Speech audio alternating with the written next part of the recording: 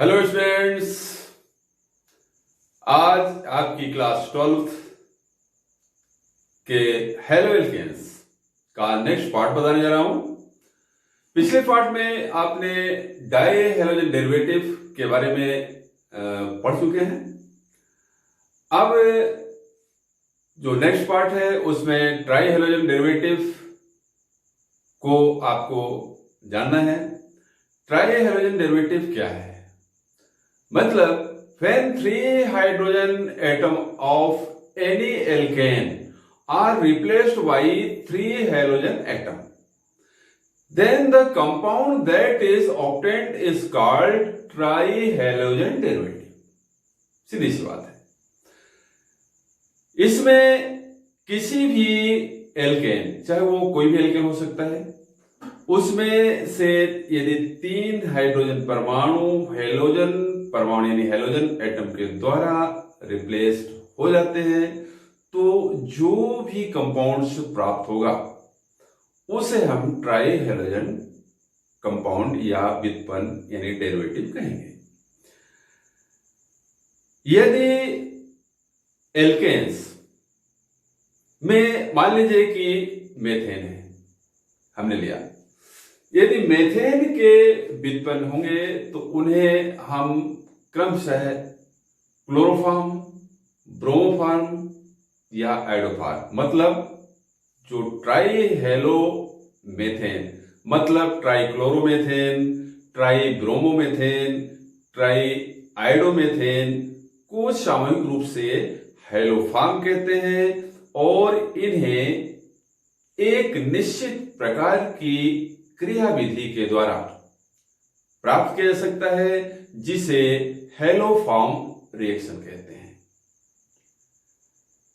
यहां पर haloform reaction के लिए एक आवश्यक है कि यदि हम अल्कोहल या कोई भी कार्बोनिल कंपाउंड लेते हैं, क्योंकि इसे प्राप्त करने के लिए मीन्स जो हेलोफॉर्म है, हेलोफॉर्म प्राप्त करने के लिए हम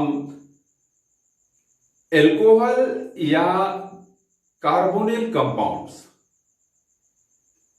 का उपयोग करते हैं, लेकिन उसके लिए आवश्यक क्या है आपको ध्यान में रखना है। यदि अल्कोहल लेना है तो अल्कोहल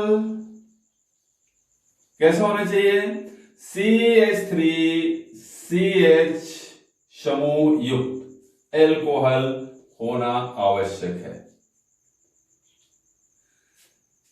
यदि चाहें कि केवल CH3OH से हेलोफॉर्म कोई भी क्लोरोफॉर्म, ब्रोमोफॉर्म या आइडोफॉर्म प्राप्त कर लें तो ये नहीं हो सकता है। इसके लिए आवश्यक है कि कम से कम CH3CH ग्रुप का उपस्थित होना आवश्यक है। या यदि हम कार्बोनिल कंपाउंड्स ले रहे हैं तो उसके लिए कम से कम CH3CO ग्रुप अवश्य होना चाहिए। इनमें से कोई भी आप लें, जब आप इनकी हेलोजन के साथ क्षार की उपस्थिति में अभिक्रिया करवाएंगे तो हेलोफॉर्म प्राप्त होगा। लिए गए हेलोजन के आधार पर जो भी आप हेलोजन यूज करेंगे उसी तरह का हेलोफॉर्म। यदि आपने क्लोरीन लिया हुआ है तो CHCl3, यदि आपने ब्रोमीन लिया हुआ है तो CHBr3 और यदि आपने आयोडीन लिया हुआ है तो CHI3। मीन्स यही है हेलोफॉर्म। सामूहिक रूप से इनको हेलोफॉर्म बोलते हैं। क्लोरोफॉर्म, ब्रोमोफॉर्म, आइडोफॉर्म, यानी ट्राइक्लोरोमेथेन, ट्राइब्रोमोमेथेन और ट्राइआइडोमेथेन को सामूहिक रूप से हेलोफॉर्म कहते हैं। इनके अलग अलग नाम हैं, ये क्लोरोफॉर्म है, ये ब्रोमोफॉर्म है और ये आइडोफॉर्म है। अब इनको जिस रिएक्शंस से बनाया जाता है, यहां पर आपको हम दे रहे हैं, इसको आप अच्छे से समझ लें और इसको नोट भी कर लें। यहां पर जैसे हमने एल्कोहल लिया, हेलोफॉर्म रिएक्शन जो कॉमन रिएक्शन है, यहां पर CH3 CH2OH प्लस 4I2, हम आयोडोफॉर्म यहां बना रहे हैं, 4I2 प्लस 6NaOH। ये फिक्स है, इसमें कोई दिक्कत नहीं है, कुछ भी बदलाव नहीं करना है। ये हेलोफॉर्म रिएक्शन ही है और परीक्षा में भी आता है हेलोफॉर्म क्या है, हेलोफॉर्म क्रिया का समीकरण दीजिए। तो यहां पर आपको ध्यान रखना है, आपको एथिल एल्कोहल लेना है, मतलब एथेनॉल लेना है, आयोडीन और 6NaOH 4I2, यहां पर प्राप्त हो जाएगा CH3, ये है iodoform plus 5NaI plus HCOONA plus, अब यहां पर आपको ध्यान में रखना है H2O निकलेगा निश्चित रूप से, क्योंकि कोई भी रिएक्शन करवाएंगे तो हेलोफॉर्म के साथ जल वाष्प, मतलब ये इसकी वाष्प जरूर निकलती है पानी की। तो यहां पर अब ये H2O कैसे आप इसको बैलेंस करना है, कितना आएगा, इसके देखने के लिए यहां पर थोड़ा सा हम आपको डिटेल दे रहे हैं। जैसे यहां पर आप देख लें ये कैसे होगा, क्या निकलेगा। ये CH3 है, ये CHH, ये CH2 CHHOH,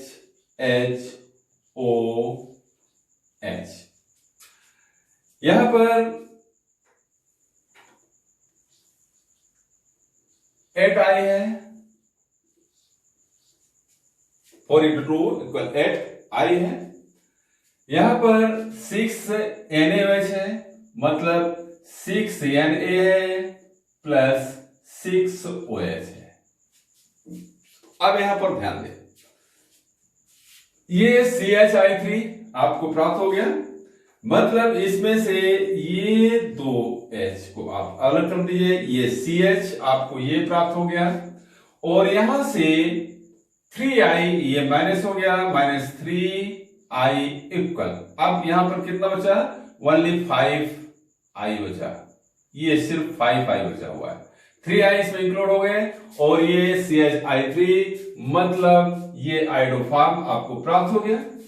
अब यहां पर 5I है और यहां पर 6Na है, तो NaI बनता है, यहां से Na5 आपने ले लिया, 5Na आपने निकाल लिया और इसको इंक्लूड कर दिया, तो ये आपको 5NaI प्राप्त हो गया। अब यहां पर सिर्फ एक Na, सिंगल Na बचा हुआ है, यहां पर सिंगल Na बचा हुआ है। अब यहां पर ये जो HCOONA, तो यहां पर ये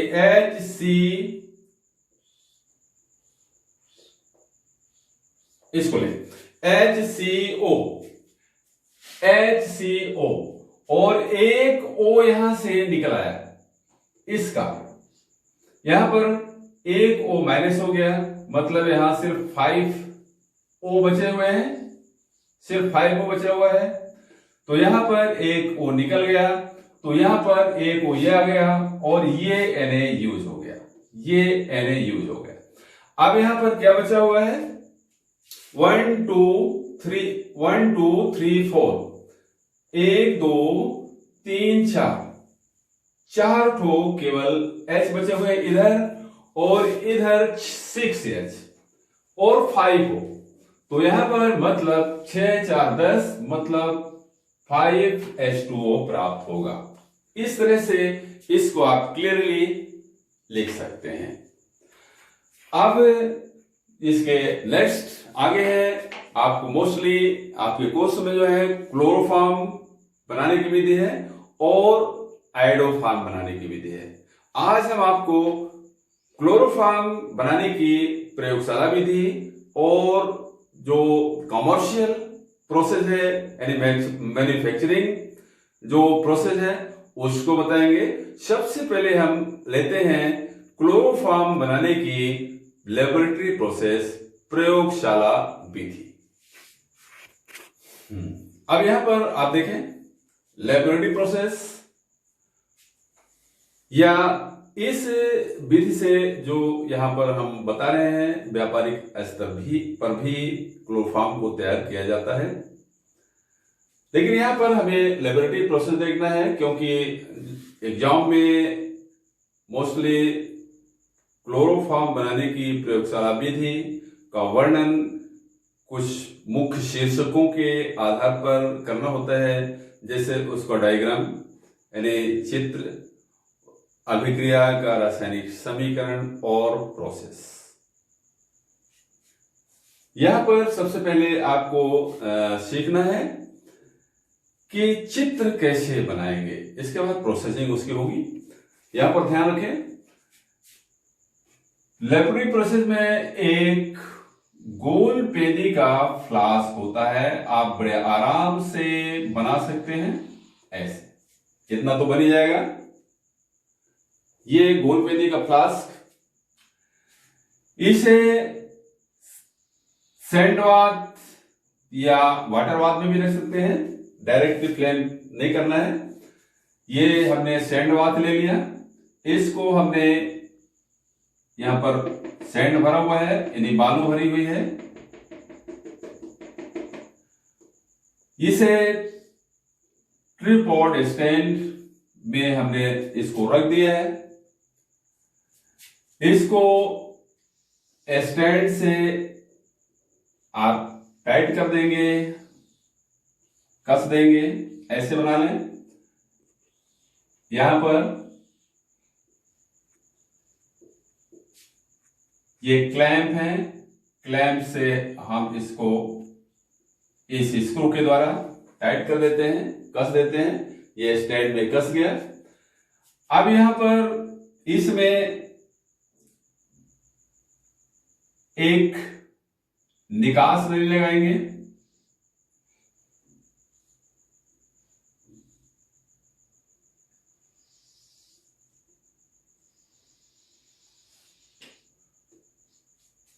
इस निकास नली में एक वाटर कंडेंसर कवर्ड कर दिया जाता है, सेट कर दिया जाता है।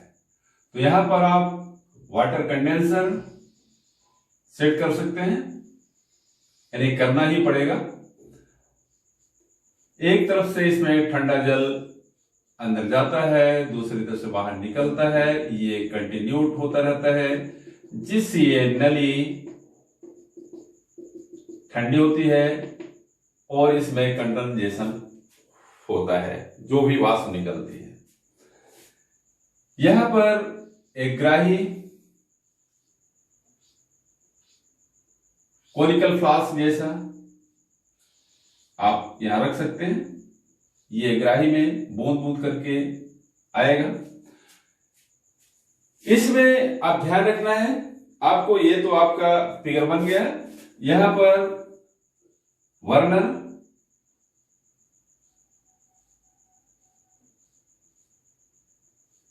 बर्नर बनाने के लिए बहुत सरल तरीका है, इतना आप बना लें, इतना तो बना ही सकते हैं।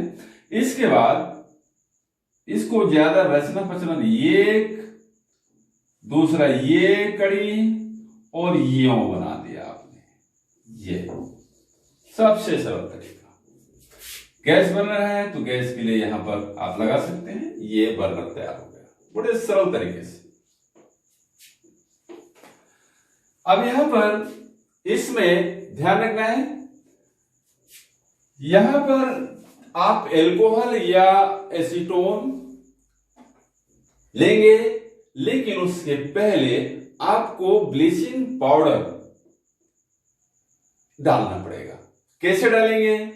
ब्लीचिंग पाउडर मतलब मान लीजिए 200 ग्राम आप ब्लीचिंग पाउडर ले रहे हैं,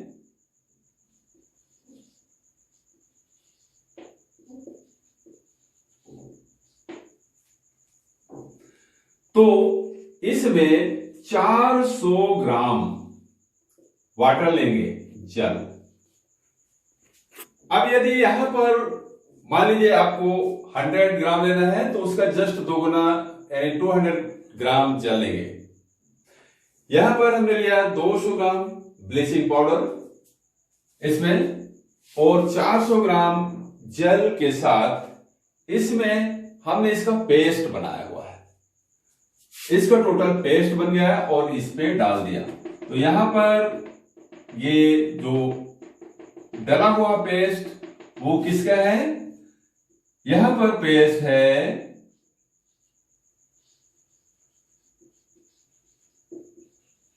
bleaching powder plus water. Bleaching powder कितना है? 200 ग्राम। वाटर कितना है? 400 ग्राम, 400 ग्राम। तो यहां पर ब्लीचिंग पाउडर और वाटर का पेस्ट डाल दिया गया सबसे पहले। इसके बाद इसमें प्लस क्या करना है? प्लस करना है 25 ml एल्कोहल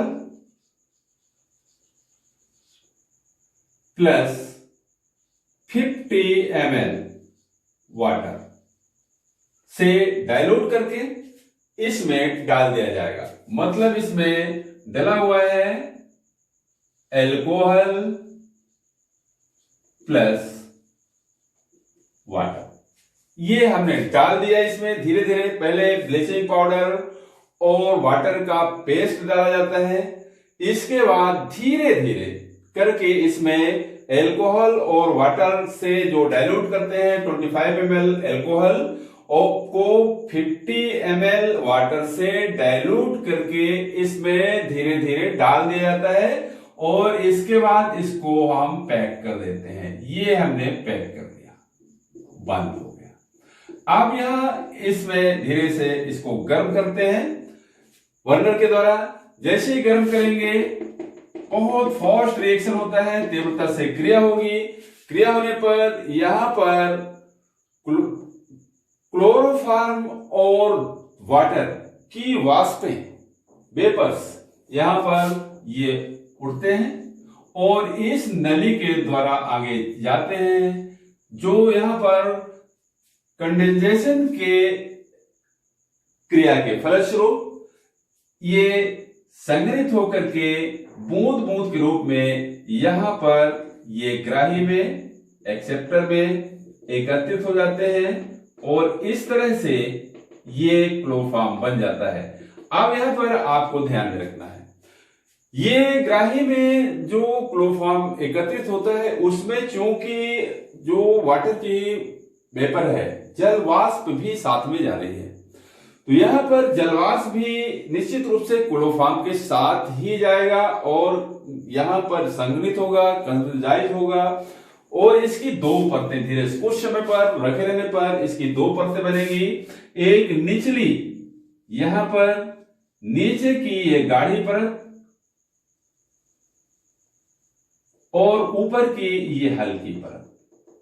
ये नीचे की जो गाढ़ी परत होगी यही है तेली, तेल जैसी गाढ़ी परत दिखाई देता है, यही है CHCl3 क्लोरोफॉर्म। इसको एक बिंदु पाती कीप के द्वारा अलग करेंगे। इसके बाद उसको पुनः जल से और कंसंट्रेट H2SO4 से धोकर और फिर से इसको वाष्पित करेंगे। वाष्पित करने पर जो भी लिक्विड यानी द्रव 65 डिग्री सेंटीग्रेड पर वाष्पित होगा वही शुद्ध यानी प्योर क्लोरोफॉर्म होगा। 65 ध्यान रखना है, 65 डिग्री सेंटीग्रेड पर वाष्पित होने वाला जो भी लिक्विड होगा, जो द्रव होगा, वो प्योर यानी शुद्ध CHCl3 होगा। इस तरह से आप प्रयोगशाला में यानी लेबोरेटरी में क्लोरोफॉर्म को बड़ी आसानी से बना सकते हैं। अब यहां पर देखें, इसका केमिकल रिएक्शन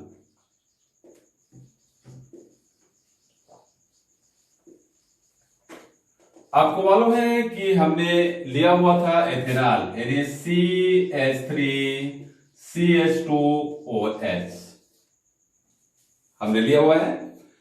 ये संपूर्ण रिएक्शन जो होता है ये 4 स्टेप में, 4 स्टेप में, यानी 4 पदों में पूर्ण होती है क्रिया। ये आपको ध्यान में रखना है।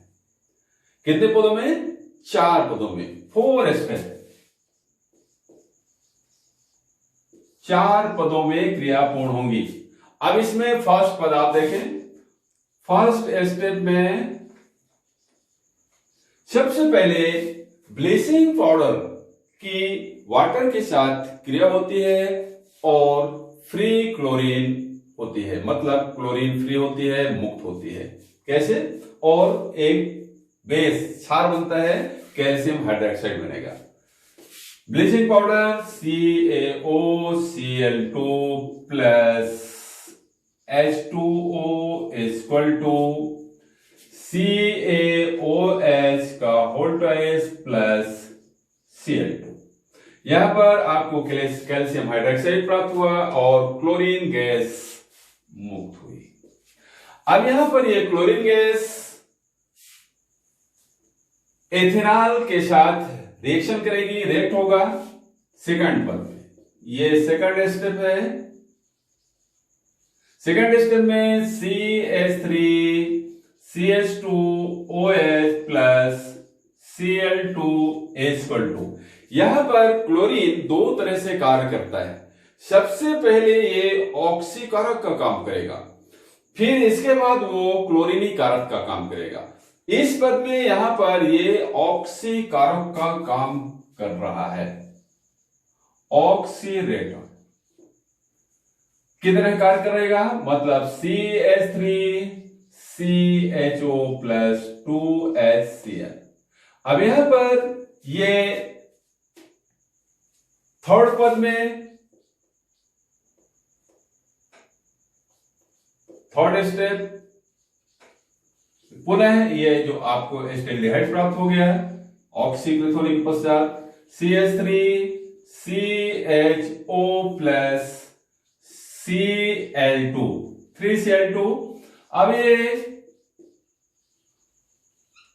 क्लोरीनेशन, क्लोरीनीकरण की क्रिया होगी, जिसमें यहां पर CCl3CHO प्लस 3HCl, 3HCl अलग हो गए और यहां पर ये ट्राइक्लोरो एस्टेल्डिहाइड, जो एस्टेल्डिहाइड था वो अब काहे में बदल गया? ट्राइक्लोरो एसिटेल्डिहाइड में कन्वर्ट हो गया। इसे क्लोरल के नाम से भी जानते हैं। ये क्लोरल है, इसे क्लोरल भी कहा जाता है। अब फोर्थ स्टेप में क्या होगा? ध्यान रखें, जो फर्स्ट स्टेप में आप ये क्षार बना था कैल्शियम हाइड्रोक्साइड, इसके साथ ये क्लोरल की क्रिया होगी। तो यहां पर आप ध्यान रखें, CaOH यानी OH का होल ट्वाइस प्लस CCl3CHO यानी इसके 2 मॉलिक्यूल्स CCl3CHO इक्वल टू, यहां पर हाइड्रोक्सिल ग्रुप से H रिमूव होकर के आ जाएगा और ये CHCl3 के 2 मॉलिक्यूल्स, मतलब 2CHCl3 प्लस, अब क्या बचा? यहां पर HCOO यानी डबल O और HCOO डबल O और C, मतलब HCOO का होल ट्वाइस Ca मीन्स ये है कैल्शियम फॉर्मेट और ये है क्लोरोफॉर्म। इस तरह से ये रिएक्शन पूरे होते हैं और क्लोरोफॉर्म प्राप्त हो जाता है। आज क्लोरोफॉर्म बनाने की विधि, उसका डायग्राम और केमिकल रिएक्शन यहां पर आप जान चुके हैं। अब जो नेक्स्ट पार्ट में हम वीडियो देंगे उसमें क्लोरोफॉर्म के केमिकल रिएक्शंस यानी रासायनिक या केमिकल प्रॉपर्टीज के बारे में बताएंगे। आज के लिए इतना ही। Thank you.